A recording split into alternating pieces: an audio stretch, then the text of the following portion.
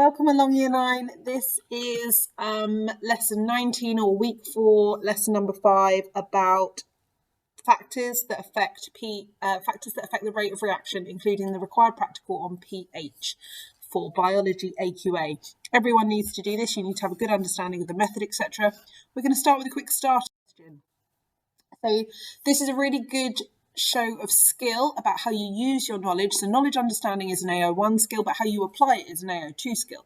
So this graph shows the rate of reaction of an enzyme involved in metabolism in 3 different types of bacteria. You don't need to know about these types of bacteria. They've given you some information. You've got to use it based on what you know. You have to state where each bacteria could live and justify your answer. There is no right or wrong answer here, really, as long as you have justified your answer. So let's look at A, the blue line. So the blue line has its peak at 4. That is its optimum temperature in degrees C.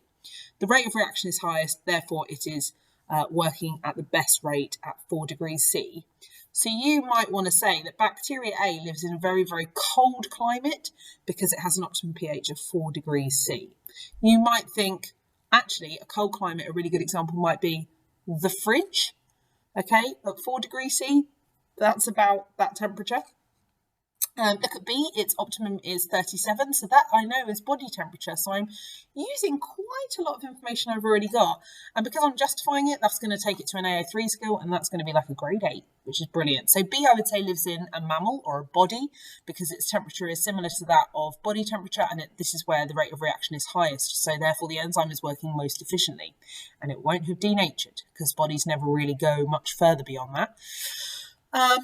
C lives in a very hot climate, or 95 degrees C is its optimum, so it might want to live in an area that is very, very warm. I can't think of a single one off the top of my head, but the optimum is 95.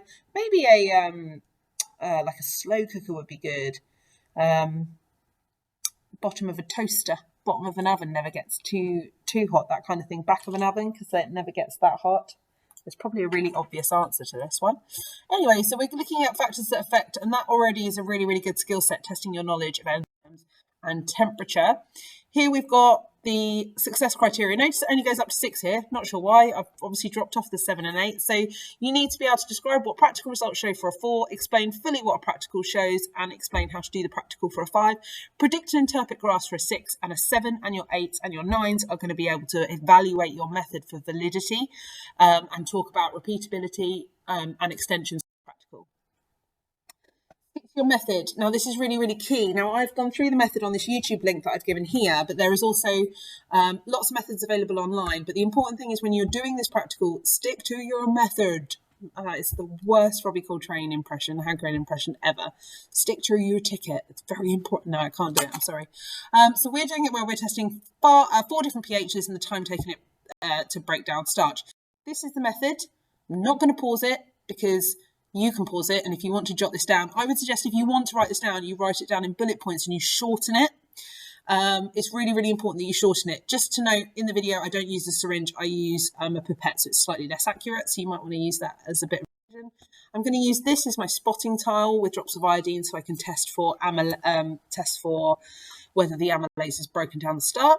Our results. Now, on the video, I also talk about how we convert, instead of having the time taken for it to break down, convert it to the rate of enzyme action, which is more likely what you're going to see on the exam. So I've looked at how you change the rate of reaction for that. Here is a couple of questions as well, and there's some more questions at the end of the PowerPoint. How did you know the starch was all broken down? So this links back to food testing. We know that starch is broken down because the iodine will no longer turn black. I realise I'm giving the answers and not pausing it, so please do feel free to pause this and then answer them. Optimum pH for amylase, well, ours, I believe, I haven't got my results right with me, was 5 degrees. And we know actually that's probably not true because your mouth isn't that acidic. So we would need to do more tests. Why do you think this is? Now, I would have assumed, I think the sample we had wasn't working quite brilliantly. We would assume it would be around closer to pH 7 because that's the pH of our mouth. Our mouth is actually slightly alkaline usually. So it was, yeah. unrealistic. Here is a really good way. If you've got a printer at home, or if you want to set out your information like this is quite good. So you can go through the video and write down your equipment list, jot the method down, the aim of the practical to find the pH with the best rate of reaction. Look at some math skills. So in here we've got graphs, extrapolating graphs, we've got calculating rate of reaction.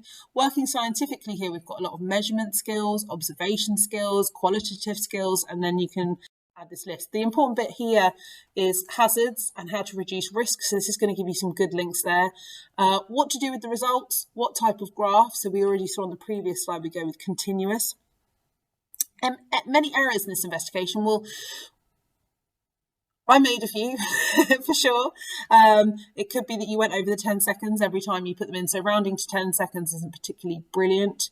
How would you increase validity? Now, validity is really important. Is can you make a valid conclusion based on the results in the experiment you had? I mean, this really comes down to, did you control all your variables? Is it repeatable? Is it reproducible? Is it accurate? There's a lot of questions to talk about the validity of results. And I would say, for my experiment, no, because we didn't measure lots of different pHs. The range of pHs that we measured was quite narrow. So we would actually need to be looking at a much more defined range. We'd also need to check whether it was repeatable and reproducible. So repeatable, someone else can do it and get the same results. Reproducible, someone else can do it and get the same results. And then we've got other bits at the bottom, like any other bits of information. So you could go into lock and key hypothesis here, or you could look at temperature and how that affects it.